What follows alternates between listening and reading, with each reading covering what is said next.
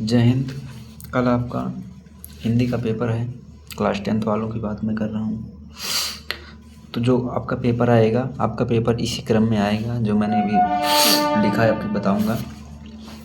सबसे पहले आपका खंड आ रहेगा, जिसमें बहुविकल्पीय प्रश्न रहेंगे 1 से 20 तक। 20 क्वेश्चन आपका रहेगा बहुविकल्पीय। प्रत्येक प्रश्न एक नंबर का रहेगा। ठीक है, ठीक है। प्रत्येक प्रश्न आपका 1 नंबर का रहेगा और ये 1 से 20 तक रहेगा। ठीक है, जो कि इसमें बहुविकल्पीय प्रश्न आएंगे। और आपका 21 नंबर प्रश्न है। इसमें आपका जो गद्यांश आता है गद्य खंड से, ये आपका 6 नंबर का आएगा।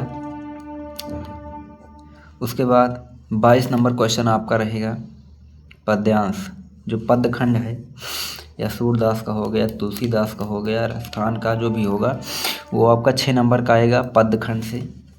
उसके बाद 23 नंबर आपका प्रश्न है। ये 20 हो गया आपका, 21 भी हो गया, 22 आपका पद्य में बताया ही अभी। ये आपका 23 नंबर प्रश्न 2 + 3 5 नंबर का आपका संस्कृत गद्यांश से आएगा।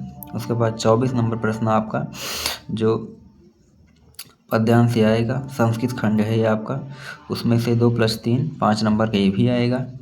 उसके बाद 25वां नंबर प्रश्न आपको देखने को मिलेगा, जो खंड काव्य हमारा होता है, अपने यहाँ का खंड काव्य मेवाड़ मुकुट है। ठीक है, तो ये आपका 3 नंबर में आएगा। उसके बाद 26 नंबर प्रश्न आपको देखने को मिलेगा कि जो जीवन परिचय आता है गद्य खंड का, जीवन परिचय आपका 5 नंबर का आएगा। तो आपको जीवन परिचय आचार्य रामचंद्र शुक्ल और उसके बाद जयशंकर प्रसाद को आप याद कर लीजिएगा, 2 ही में से आपका फंस जाएगा। ठीक है, उसके बाद उसी में 26 में जीवन परिचय पद्य खंड का, इसमें भी आपका कहते हैं क्या, सूरदास। ठीक है, सूरदास हो गए आपके, तुलसीदास, गोस्वामी तुलसीदास। ठीक है, गोस्वामी तुलसीदास और बिहारी। ठीक है, 5 नंबर का आपका एक मतलब जो गद्य खंड का जीवन परिचय है और पद्य का 5-5 नंबर का आएगा। उसके बाद 27 नंबर प्रश्न आपको देखने को मिलेगा, श्लोक 2 नंबर का आएगा। उसके बाद 28 नंबर प्रश्न आपका आएगा, 2 प्रश्न संस्कृत में आंसर देना रहेगा आपको, उसका उत्तर आपको संस्कृत में लिखना रहेगा।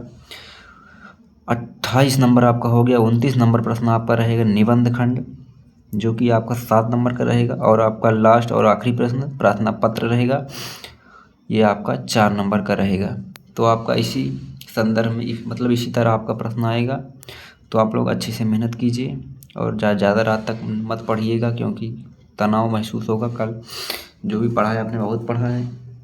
ठीक है, तो आपको जो लिखना है अच्छे से लिखेंगे, थोड़ा गैपिंग करके लिखेंगे। ठीक है, तो ये आपका पूरा 70 का 70 नंबर है। इसी क्रम में आपका पेपर आएगा। चलिए मिलते हैं अगले वीडियो में। जय हिंद।